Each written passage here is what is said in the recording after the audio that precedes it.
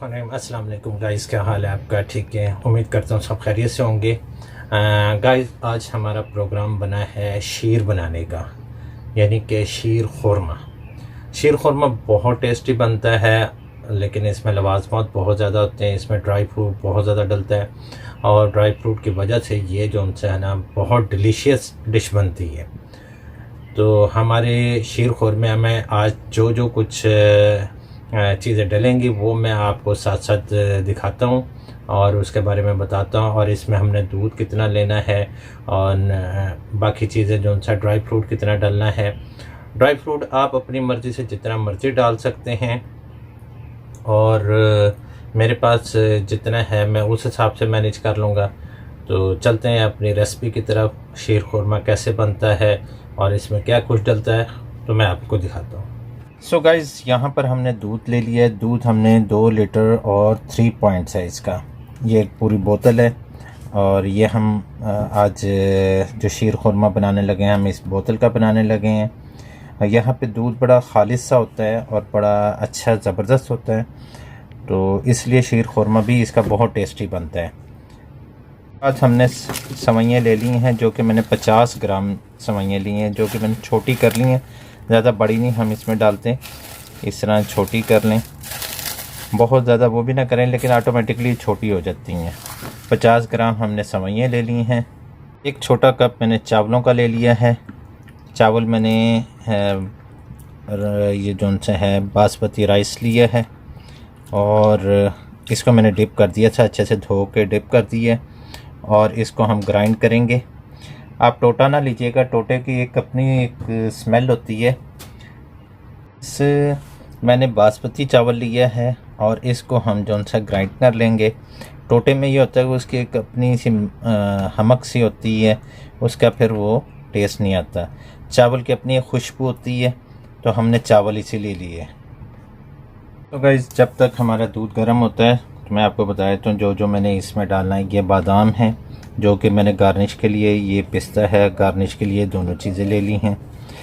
फिर उसके बाद किशमिश है। किशमिश ऑप्शनल है, कोई डालता नहीं डालता, मुझे पसंद है इसलिए मैं डाल रहा हूँ। ये बादाम हैं जो उनसे कि हमने गार्निश के अलावा बीच में इसको डाल देने हैं, ताकि जो भी खाएगा तो उसको बादाम टेस्ट आए। ये हमारा काजू है, काजू भी मैंने थोड़ा सा मोटा रखा है, बाद में घुल जाता है। और ये हमारे छुआरे हैं जो कि मैंने बारीक कटिंग कर ली है। तो सो गाइस, मैं आपको लेके चलता हूँ अपने दूध की तरफ। और ये मैंने आपको लवाज़मात बता दी कि जो जो मैं इसमें डालने लगा हूँ। और ये मैंने अपना जो सा चावल था वो ग्राइंड कर लिया है अच्छे से। तो अब हम चलते हैं अपनी रेसिपी की तरफ। गाइस, हमने अपनी पतीली ले ली है और इसमें हम दूध डालने लगे। दूध हमने ये 2.3 लीटर ले लिया है दूध अपना। थोड़ा सा जोश आ जाए इसको, क्योंकि ठंडा था। सो अब हम इसमें अपने चावल डालने लगे हैं। चावल जो उनसे हैं वो मैं इसलिए हिला के डाल रहा हूँ ताकि ये चावल, और हमने चम्मच चलाते रहना क्योंकि चावल नीचे ना लग जाए। हमने अपने चावल डाल दिए इसमें। अब हम इसको अच्छे से हिलाते रहेंगे ताकि जो सा चावल नीचे ना लगे, जब तक इसमें बॉईल ना होना शुरू हो जाइए। जब हम देखेंगे हमारे चावल तैयार हो गए, इसमें चावल पक गया, फिर हम इसमें अपनी सवैयाँ डालेंगे, क्योंकि सवैयों को पकने में ज़्यादा देर नहीं लगता। उस वक्त तक ये हमारा शीर खुरमा कुछ थोड़ा सा गाढ़ा हो जाएगा। जिसमें जो सा चावल है ना वो साबुत ना डालिएगा, साबुत डालेंगे तो फिर आपको गलाने में बहुत टाइम लग जाएगा, हो सकता है आपका दूध भी खुश्क होना शुरू हो जाए। तो इसलिए जो चावल है उसको ग्राइंड कर लीजिएगा। ग्राइंड करने से ये होता है कि वो छोटा हो जाता है और वो गलने में आसानी हो जाती है, टाइम कम लेता है, वरना ये टाइम बहुत ज़्यादा लेगा। सो गाइस, आप ये देखें कि इसमें उबाला आ चुका है। अब हम इसकी फ्लेम स्लो करके तो फिर हम इसको पकाते रहेंगे, क्योंकि इसमें अब नीचे लगने का चांस नहीं है। जो चावल थे ना वो नीचे नहीं लगेंगे अब। तो गाइस, ये देखें हमारे काफ़ी हद तक जो है चावल भी गल गया है और अब यहाँ पर हम चीनी डालते हैं। चीनी आप अपने जायके के मुताबिक डाल लीजिएगा। मैं यहाँ पर 100 ग्राम जो है चीनी डाल रहा हूँ, और फिर कोई कमी बेशी होगी तो बाद में हम चीनी और डाल सकते हैं।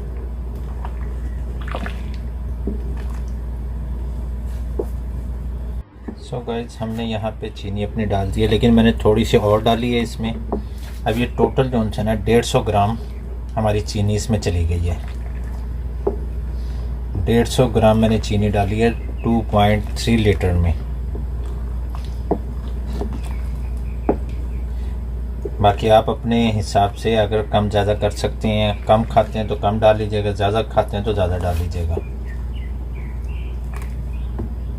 सो गाइस, आप ये देखें कि हमने चावल निकाले हैं। इसमें कुछ चावल ये देखें कैसे से गल चुके हैं बिल्कुल। तो लिहाजा अब जो सा है हम इसमें अब चूँकि चीनी भी डाल चुके हैं, अब हमारी सवैयाँ रह गई हैं। अब सवैयाँ डालते हैं। यहाँ पर हमने अपनी सवैयाँ डाल दी हैं, जो कि मैंने 50 ग्राम दी हुई थी।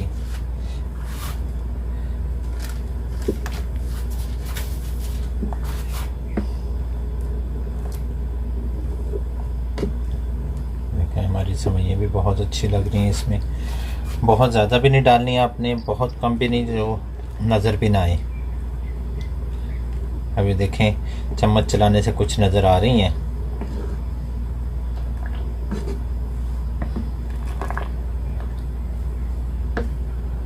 पाँच मिनट हमने पकाने के बाद अब हम इसमें अपने जो से हैं ड्राई फ्रूट वो डालने लगे।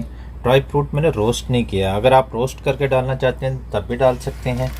ये हमने काजू डाल दिया है, ये हमारा बादाम भी चला गया है, किशमिश भी चली गई है। तो अब हम जो है इसको थोड़ी देर पकाएंगे। फ्लेम आपने दरमियाना ही रखना है, तेज़ नहीं ज़्यादा करना। तेज़ करेंगे तो नीचे लग जाएगा, अब बिल्कुल स्लो करेंगे तो फिर वो बहुत टाइम ज़्यादा लग जाएगा पकाने में।